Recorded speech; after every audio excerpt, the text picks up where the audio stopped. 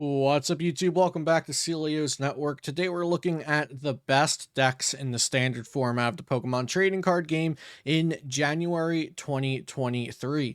So these decks are going to be my opinion, but I'm pretty confident in saying that these are the best 10 decks in the standard format right now. In the D block on, with Silver Tempest being the newest set. Crown Zenith will release this month, but it won't be legal for tournament play until February. We're going to start with Lugia Archeops as the #1 deck, and that should come as no surprise to you all if you've been following competitive Pokemon TCG. If you are brand new here, I will also be explaining some of the core mechanics of the decks, so don't worry there. And the list, we'll be looking at the lists on limitlesstcg.com, so you can see who has been successful with these decks, the tournament they were successful in, and you can also see the price point, which is listed in US dollars here on limitlesstcg.com. So if you want to look at these decks and other decks more, I highly suggest going over to limitlesstcg.com for this for the view. So you'll be able to look at decks the same way I am here in today's video. So this is probably going to be the most expensive deck we look at today, because Lugia Vs and Lugia V Stars are quite expensive, and so is Radiant Charizard. Other than that, those are going to be the three big money cards of the deck that keep this price point up a lot higher than the other decks on today's list. So we're going to be focusing on this deck with Lugia V-Star. It has a Summoning Star V-Star power that will cheat Archeopses into play from your discard onto your bench. And then Primal Turbo can get special energy cards out of your deck and slap them onto your Pokemon. This is the list that Connor Finton used to go undefeated and win the largest regionals ever in North America recently. And his backup attackers, so to speak, or his non-Lugia V-Star attackers, include Yveltal, Amazing Rare, with the amazing destruction that instantly knocks out a Pokemon. Radiant Charizard that can do 250 for as little as just 1 energy thanks to its Excited Heart ability, and Raikou, Amazing Rare, with the amazing shot attack that does 120 and also 120 to one of your opponent's benched Pokemon. So this is really great against other Lugia V-Star decks, because with a Choice Belt, your amazing shot will one-shot the Lugia if they do not have a Dunsparce protecting it from weakness on their bench. So that's the #1 deck. If you're going to any tournaments, whether it's local or major events, or even if you're just playing online, you should be expecting to see Lugia V-Star Archeop decks, no matter where you're playing right now in the standard format. Next is going to be Lost Zone Box, and there are 3 Lost Zone Box lists that I really wanted to show you guys today, so I won't spend too much time on any single one, but this is the Kyogre variant that Azul, Caleb Gedimer, Grant Manley, a lot of top players have been using this list. So the Lost Zone Box decks, the ones with Mirage Gate, are going to be focusing on putting a lot of cards into the Lost Zone with Flower Selecting and Colress's Experiment, so that you can start using your special effects that get unlocked with more cards in the Lost Zone. So Cramorant's Lost Provision allows you to attack with Spit Innocently for free once you have 4 cards in the Lost Zone. Once you have 7 cards in the Lost Zone, you can use Mirage Gate to accelerate energy from within your deck. And once you have 10 cards in the Lost Zone, you can use Sableye Lost Mine Attack, which places 12 damage counters however you like for just 1 psychic energy. The big finisher of this deck that makes it different from the other Lost Zone variants is Kyogre with the Aqua Storm attack. Discard the top 5 cards of your deck and then choose 2 of your opponent's benched Pokemon. This attack does 50 damage for each energy card you discarded in this way to each of those Pokemon. So the strategy is to play your deck down to 0 cards and then use Energy Recycler to shuffle 5 basic energies back into your deck, and then use Kyogre to guarantee discard the last 5 cards of your deck and do 250 damage to 2 of your opponent's benched Pokemon, which at that point, if you're discarding your entire deck, you would lose the next turn, but you only do this if this attack wins you the game anyway. The next variant of Lost Zone Box will be the Rayquaza variant, the Amazing Rare Rayquaza variant. So this is going to play extra types of energy because Rayquaza has the Amazing Burst attack. For Grass, Lightning, and Fighting, it does 80x. Discard all basic energy from this Pokemon. This attack does 80 damage times the amount of each type of basic energy, you discard it in this way. So if you have 3 types on there, the grass, lightning, fighting, and you'd have to discard all of them, you'll do 240. If you have 3 types, grass, lightning, fighting, and water, you'll do 320. And then if you have the final and 5th type of energy that we play in this deck, you can do 400 damage with Amazing Burst. Some of the other attackers in this deck will include Raikou V to hit lightning type weakness, and also Radiant Greninja, which is partially your draw engine with concealed cards to discard an energy and draw 2, but also Moonlight Shuriken, which does 90 to 2 of your opponent's Pokemon. And then the final Lost Zone box variant we'll look at in today's video is the Sable Zard variant, but this has added Mirage Gate into it as of late to use Snorlax as another attacker. So this one will focus on Cramorant with Lost Provisions, which can attack for free, Sableye, which attacks for just 1 psychic energy, and Radiant Charizard as the choice of Radiant Pokemon in this deck with the Excited Heart ability that makes it a very efficient attacker for a lot of damage. But this also plays Twin Energy, Raihan, and Mirage Gates to make Snorlax with the Unfazed Fat ability a very good attacker using its Stumping Snore attack. For 3 colorless, it does 180 or 210 with a Choice Belt attached, and then it puts itself to sleep. But Snorlax is such an efficient attacker, a single prize Pokemon with 150 HP that swings for 180 for just 3 energy, or a basic energy plus a twin energy. So very strong for what it's worth, and it goes into this deck very well because this deck is all about attacking efficiently. And then also uses the Drapion V with the Wild Style. This Pokemon's attacks cost 1 colorless less for each of your opponent's single, rapid, and fusion strike Pokemon in play. So against Mew VMAX, this will typically be swinging for 0 energy, and Dynamic Tail will knock out Mew VMAX, which is why it's in here and why it's a good card. So Lost Zone box altogether was deck number 2. On to the 3rd best deck, Mew VMAX. We'll look at the double turbo energy version of Mew VMAX, but I've covered Mew VMAX a lot on the channel recently, and I highly suggest checking out the metagame snapshot if you just want a nice overview of the decks being played and not necessarily only the best ones. So Mew VMAX, 310 HP. It will be using Cross Fusion Strike to choose one of your benched Fusion Strike Pokemon's attacks and copy it as this attack. Typically, you will be copying Genesect V's Technoblast to do 210, minus 20 for the double turbo, so 190. Or you can also copy a benched Mew VMAX's Max Miracle, or you can copy a Psychic Leap. Typically, you'll be copying Technoblast, but the others are there as options. And this deck does play Path to the Peak, which may seem counterproductive since you want to be using Fusion Strike systems. But if you're the one in control, you use your Fusion Strike systems, you draw 20 cards over the course of the turn, and then you Roxanne plus Path to the Peak, and your opponent is now stuck after you've already set up. You can also set yourself a Forest Seal Stone down on one of your V Pokemon, and these can be activated during Path to the Peak being out. So you can use that Star Alchemy V-Star Power as your V-Star Power for the game, and search your deck for any one card that you need, even if Path to the Peak is in play. Next is Regi's. Regi's is really good because it can hit lightning weakness, water weakness, fighting weakness, metal weakness, and also do Gigaton Break against VMAX Pokemon for 300 damage, and Regidrago can hit for 160.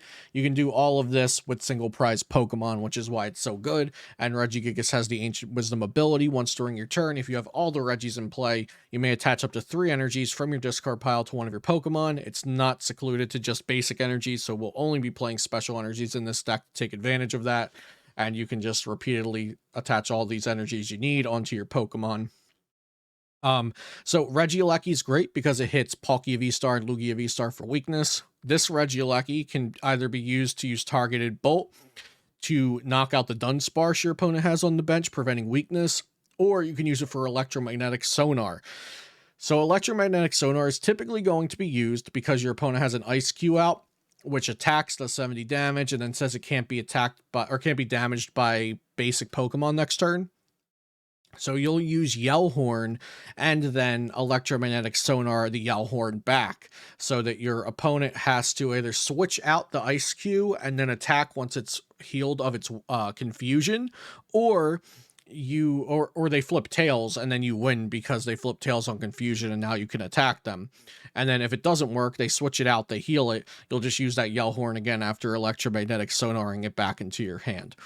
So Reggie's is a good deck, like I said, because single prize Pokemon against anybody using V's, V-Star, V-Max, etc., you will be trading favorably typically. And then you also have the tools like Regigigas that can hit for weakness, Regigigas that hits VMAX Pokemon for 300, 330 with a choice belt. So you can even go through Duraludons because this deck plays Path to the Peak.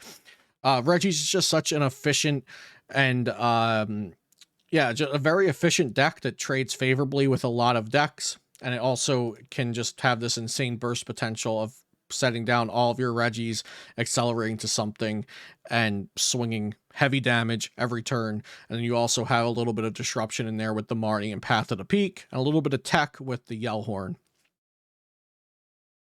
Next is Arceus Duraludon, which has also found itself in a pretty good position in this current metagame. So you're going to use Arceus's V-Star power to search for the cards you need, and it's Trinity Nova to get some damage on the board to start out, and accelerate 3 energy to your Duraludon VMAX. Duraludon VMAX is the star of the show in this deck. It has 330 HP, no weakness. It can't be hit for damage by attacks from your opponent's Pokemon that have special energy, and it does 220 and goes through all effects. This thing's a monster. It protects itself from special energy attackers, and it also goes through anything with an ability like Skyscraper. So it's really, really good, super powerful. Your opponent's Amazing Rare Yveltal, which will be found in most Lugia decks, can just knock this out, even if it has special energy, which is why we play Big Parasol, because it prevents effects. Amazing Rare Yveltal specifically says knock out the defending Pokemon, and knockout is an effect. It always has been, it always will be, so Big Parasol prevents that effect. So that's very important to have down against any deck with that kind of effect in their deck. So yeah, essentially Duraludon VMAX is just a tanky deck. Very good because it hits through effects like Miltank, and Duraludon VMAX itself can swing through another Duraludon. Just tanky, hits a good amount of damage. Lugia V-Star is the most popular and best deck in format, and it uses all special energies, so you prepare for that with the Big Parasol so you can stop its Yveltal. And if they're not playing Path to the Peaks, once you remove their Yveltal, they're just going to lose the game. So very strong, very tanky deck. And also not too hard to play as well, which is another positive for it. Next, we have Arceus Flying Pikachu. This deck is falling off a bit, but I think it's actually really well positioned right now. So just like in the Arceus Duraludon deck, you're going to use Arceus V-Star as your setup Pokemon, both to search out the cards you need and to use Trinity Nova to get that first bit of damage in and accelerate energy to the attacking Pokemon that you'll need. Flying Pikachu VMAX is very good because it does 160 and then prevents damage done to this Pokemon by attacks from basic Pokemon. So that's great against Lost Zone decks, and it's great against Regigigas. You also play Big Parasol to stop Sableye Lost Mine, to stop Yveltal Amazing Rare's knockout effect, and you also play Espeon VMAX to stop those very same things with its Solar Revelation ability, which prevents all effects from your opponent's Pokemon done to all of your Pokemon that have energy attached to them. Now, of course, we do play Path to the Peak in this list. I think Path is just too strong not to play because you go Marnie, Path, swing Trinity Nova, set up your Pokemon. And then if you want your Espeon VMAX to be working, you just put out Collapse Stadium, or you Pumpkaboo your Path to the Peak. Or in a lot of cases, if the opponent didn't remove the Path to the Peak, they're not going to be getting their threats going, and you don't even need Espeon VMAX. Because if a Lugia deck doesn't get to V-Star power their Archeops onto the board, they're never going to get to attack with Amazing Rare Yveltal anyway, so you wouldn't even need this out. But I do like having a Big Parasol on your Pikachu and the Espeon VMAX out, so even if they play Path to the Peak or Lost Vacuum to get rid of the Big Parasol, you have the other effect protecting that Flying Pikachu VMAX from Amazing Rare Yveltal as backup. Next best deck is Palkia Inteleon. This is Jake Gearhart's version with the Articunos in it. I think the Lugia decks are going to be taking out paralysis counter cards more and more and more as we go, and this Articuno plus Emergency Jelly is very good at combating Lugia decks that don't play switching cards, because you'll hit them for 70, they have to pass. You'll hit them for 70 and heal yourself with Emergency Jelly, they have to pass, because they're paralyzed, they can't retreat, they can't attack, and if they're not playing Charon's Care or something to remove paralysis, they are going to be stuck out there with their Lugia until you're ready to knock it out. And you can also use Quick Shooting Inteleon to knock it out, make them send up something else, and then you attack that. So this deck is extremely powerful against Lugia decks that aren't prepared for paralysis, and it's not bad against Lugia decks that are prepared for paralysis. Like, it's still a battle, even if they have 1 or 2 paralysis techs in their deck. And then Palkia and Inteleon, the core of the deck is just so strong. You have your Iridas, you have your Inteleon line, Palkia V-Star is a beast of an attacker, you got Radiant Greninja to pick off little guys, you got Drapion V for the Mew matchup. So even outside of just paralyzing Lugia, this is a strong deck. Next is Mewtwo Control. Mewtwo Control is best, or control decks in general are best when the field is not expecting them. Piper won Toronto Regionals with this control deck, so the field has been expecting it a little more. So this is a very, very strong deck, but I have it lower in today's ranking just because, you know, it's a little bit more on the radar, but time has passed since Toronto. We're in a new year now. I think Control can still perform well, but it's going to be a very meticulous, thought out day of battles for you if you're playing Control. The strategy of this is to establish your big 4-piece Mewtwo V Union, and then you can use Super Regeneration every turn to heal 200 damage, or you can use Psysplosion to just blow up your opponent's board, and you also have Final Burn to do 300 damage. Luckily, Mewtwo V Union has Photon Barrier, which is essentially a built-in sort of big Parasol or Espeon VMAX's ability that we saw. It prevent all effects of attacks from your opponent's Pokemon done to this Pokemon. So it will stop things like Sableye Lost Mine and Amazing Rare Eviltal's Amazing Destruction from affecting this Mewtwo V Union, which is very, very nice to have. Eternatus Weezing. Frank Persick got 33rd place at Texas with this, and then it's also been doing well at major Japanese events. Essentially, Galarian Weezing is going to shut off everything. It shuts off all abilities as long as it's in the active, and it gives you time to prepare your big attackers like Crobat VMAX and Eternatus VMAX on the bench, while this is just sitting out there poisoning your opponent and locking their abilities. Also playing 3 Temple of Sinnohs to turn off special energies, that's going to really hurt a lot of decks, and Radiant Hisuian Sneasler to make the poison do more damage as Galarian Weezing's poison ticks down, so they'll actually be taking 6 damage a turn instead of 4 damage a turn, thanks to the Radiant Hisuian Sneasler. This is a pretty simple deck, but I actually think it's very strong at what it's trying to do. I don't think it gives you too much outplay potential and too much strategy after you've already built the deck and decide that you're going to play this. Like, the deck's strategy almost plays itself, but that's not to say that if you're a great player, you won't be able to influence the deck to do better. And then we have Zoroark Box. So Ross Cawthon, one of the best players ever in the history of the game, played Zoroark Box, got top 64 at Texas. The issue with this deck, aside from having so many different tech attacking Pokemon to keep track of, because Zoroark's Phantom Transformation allows it to transform into any stage 1 Pokemon from your discard pile, the issue is this deck kind of sucks against other single prize decks, especially Lost Zone boxes, because they are going to trade with you more favorably. You have to do more work than they do. You have to set up stage 1 Pokemon. You have to attach energies to them, whereas your opponent, it can spit innocently with Cramorants. They can use Sableye's Lost Mine to set up damage however they so please to do. Even decks with Radiant Greninja, they can snipe your basic Pokemon on the bench pretty easily after taking care of your mana fee.